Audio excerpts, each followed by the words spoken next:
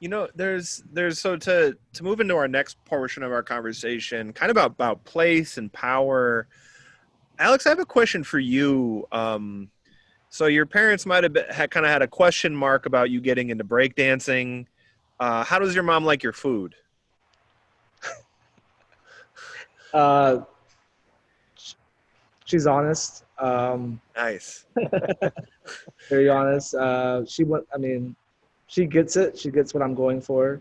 But would she personally eat it? Probably not, because we do, because we do a lot of fusion dishes, like inspired by flour ingredients. But she's like very traditional. She likes lap. She likes a really funky papaya salad. Um, yeah, And You and know, that's kind of what I wanted to get into, sort of the tension that can exist between tradition and kind of history, but then also how sometimes that can sort of that can have tension with forging forward and making your own way, right? Like, so you grew up in these environments, probably learning moves from all kinds of people. Like yeah. breakdance crews each have their own flavors or their own styles, and that's just part of how you Right. came up.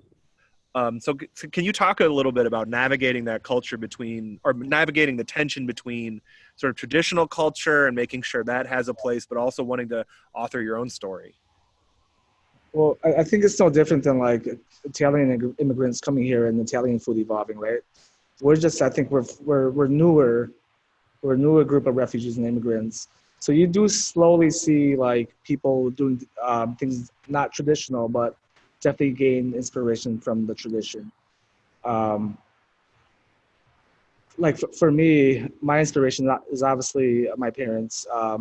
Being having our own garden, we literally get my dad would process tail to nose animals in his backyard with his friends.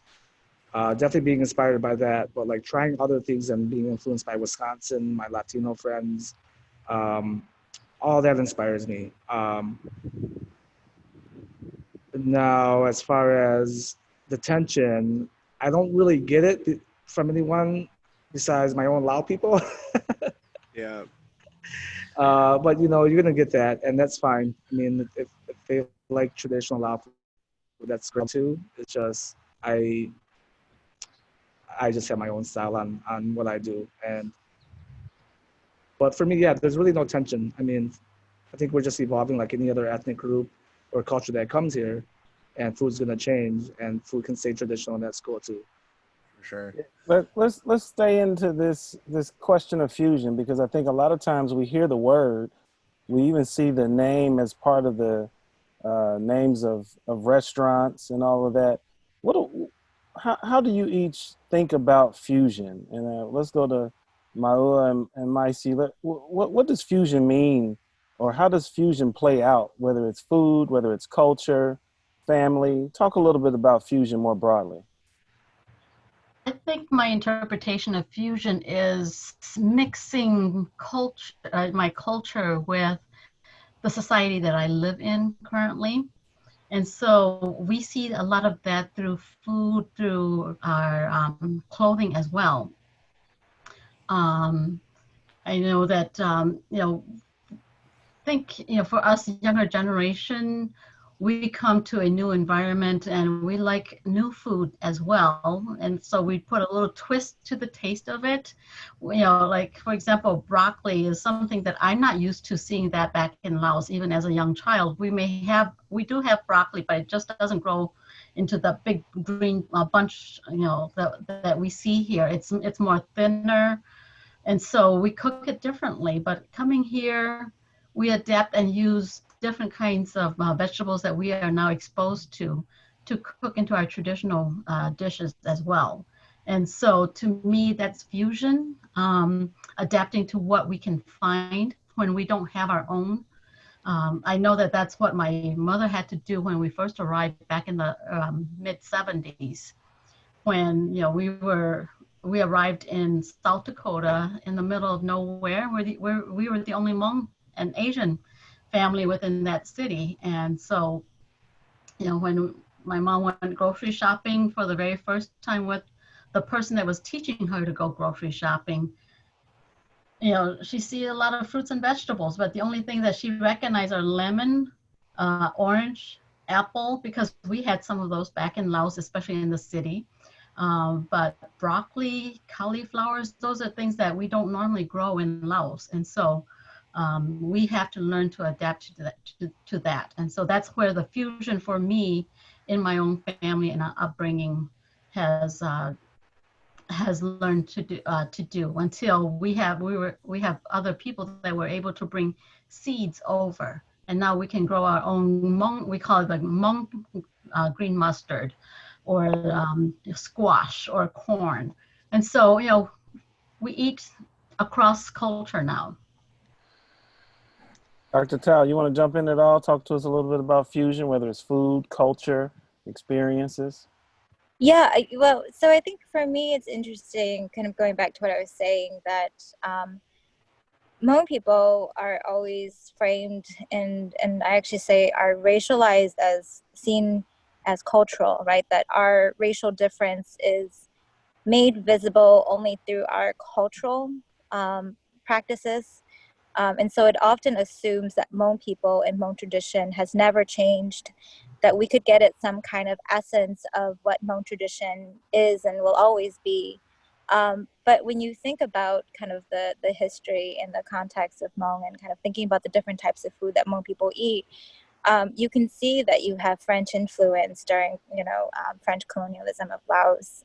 It's really interesting when I have interviewees who tell me that they drink coffee and dip their bread in the coffee, which they learned from the French, and you also have Hmong cuisine that is also French inspired, and at the same time, learning about how Hmong people living in the Thai refugee camps started using oyster sauce, using some of the Thai condiments in the food.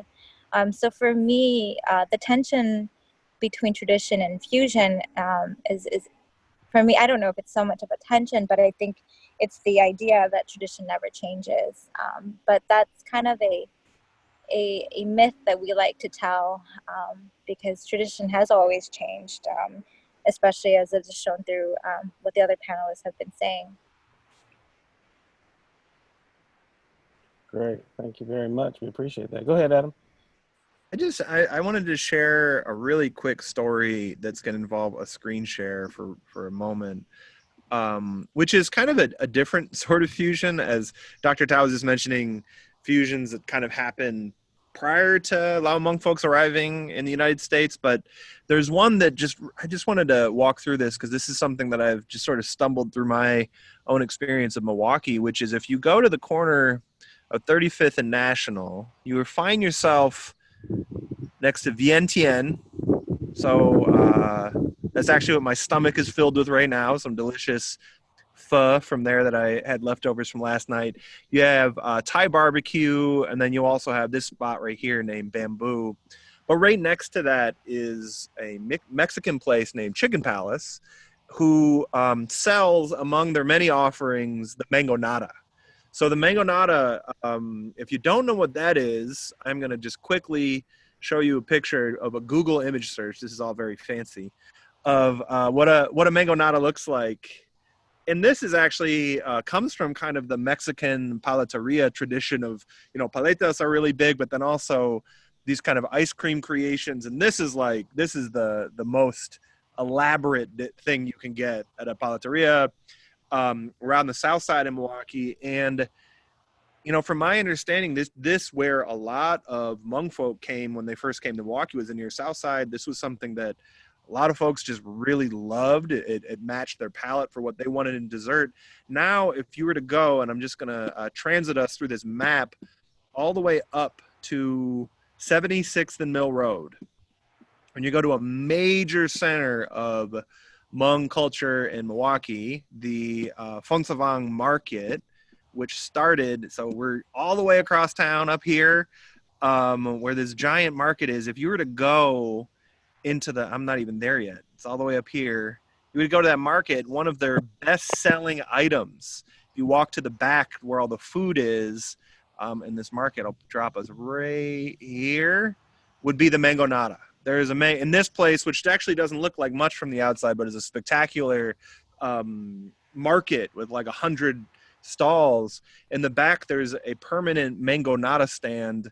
And then my understanding, actually, you were discussing this before, Maihua, if you were to go to a Tulu competition somewhere out in Wisconsin or even in Minnesota, the longest lines at any of the tables selling food would be for the mango nata, or like that's just become like a really beloved dessert. Alex, you were mentioning, Alex, as our resident chef, can you talk a little bit about the mango nata and kind of your experience with it? Yeah, when I first had it, they have this tamarind straw in there. Yeah. I remember as a kid, when we go to the Asian markets, my dad would always get this tamarind spicy candy, and that's exactly what it reminded me of. That and fresh mangoes, like literally. Yeah. So, like when I first time I tried it, it reminded me of my childhood, and I thought tamarind was something unique to Southeast Asia. Like growing up, I had no idea, and that kind of just like opened up so many doors for me to learn about other cuisine, especially Mexican cuisine. Absolutely. Tamarindo is like a really popular, I mean, tamarind candy is super popular within the Mexican cuisine. So, yeah, I think, I mean, just speaking of kind of that conversation of fusion, I really like what you're pointing out, Dr. Tao, which is that culture and tradition aren't static necessarily. They can move. And now, like in some ways, there are probably kids who are growing up in southeastern Wisconsin or all over Wisconsin who are Lao Hmong, who like just know the mango nata is like never, like that's just part of the tradition they're growing up inside of, right? One where fusion has already happened and you keep getting deeper after that.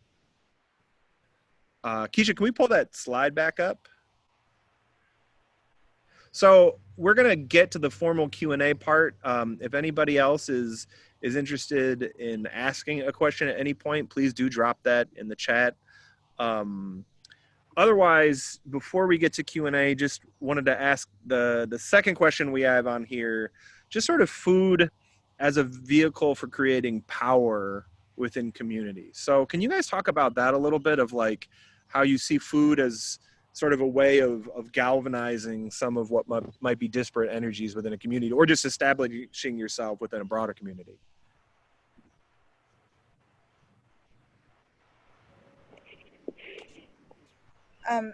I'll jump in. So I kind of was wondering about the word power, and how are we defining it? Because for me, and my understanding of food, and the practices around food has been about fostering life.